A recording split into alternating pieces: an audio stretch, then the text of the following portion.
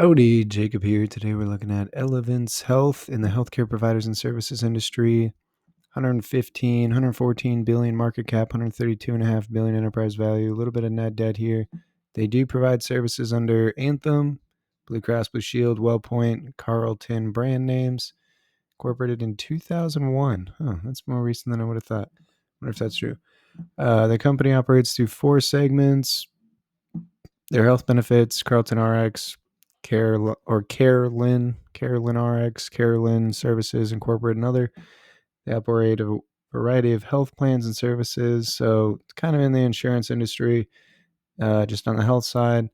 Over double their revenue in the last 10 years, double earned premiums, and dividend growth, pretty substantial. Earnings per share, pretty big growth there as well.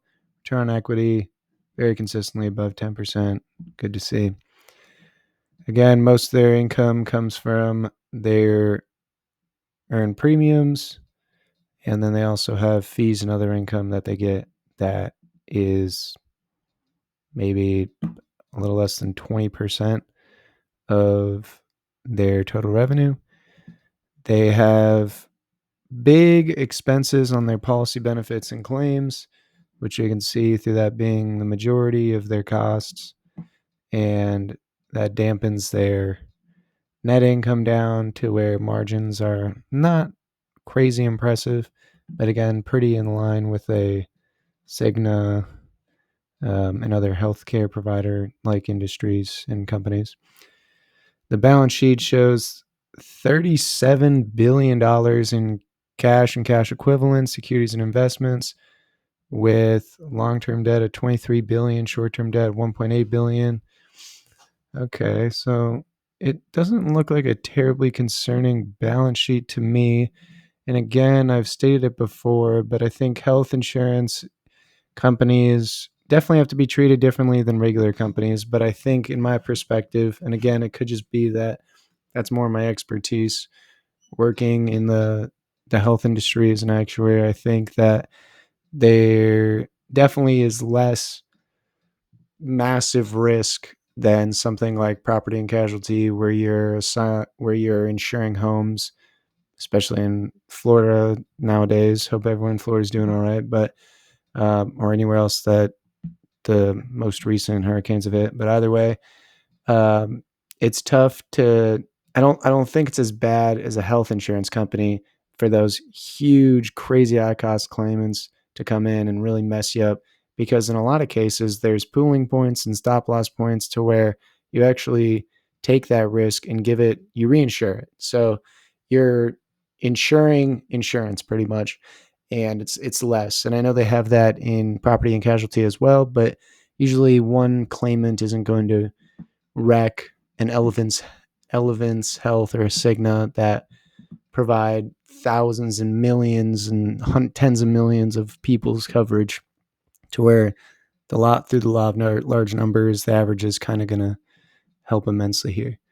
From a free cash flow standpoint, their capex is about doubled, and so is their cash from operation, over doubled over the last 10 years. So much higher production of free cash flow.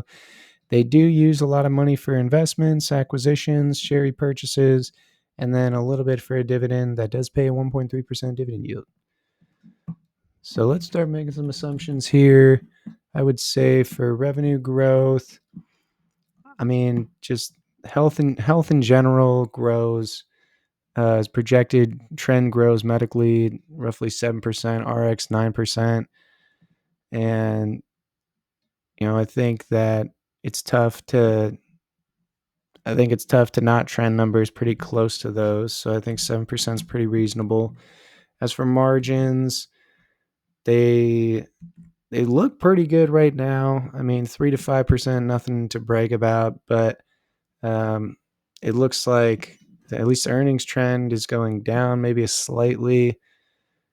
So maybe they're fighting to get. I think there's a lot of competition here, so maybe they're going to have to fight to get those extra deals to make 7% a year. So maybe we're looking at 3.5-4% margin.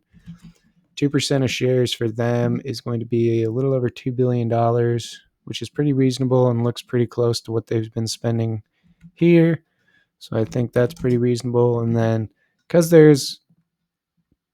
I feel like they do have a dominance with Anthem. I feel like there's not a whole lot of healthcare provider players, but I think that with how high costs have been in the past, with how high they're projected to be in the future, I think that there's just going to be a lot of competition to stick with your current providers from an employer perspective. And so I do think they're going to have to get more competitive, and I think that's going to dampen some margins, possibly dampen opportunities. So I think honestly, market average here to me kind of makes sense.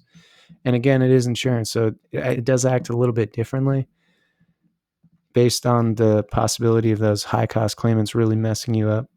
And then for dividend standpoint, they can afford an increase of dividends. They've increased it quite a bit in the past. I don't like super big increases, so I'll just increase it with their revenue. And right now it needs to fall 37% before you get the return I'm looking for here, which is honestly not terribly far off. So interesting business, one I'll be doing research on as it falls to a price more attractive to me. And either way, I hope you enjoy the video and have a great rest of your day. Thanks.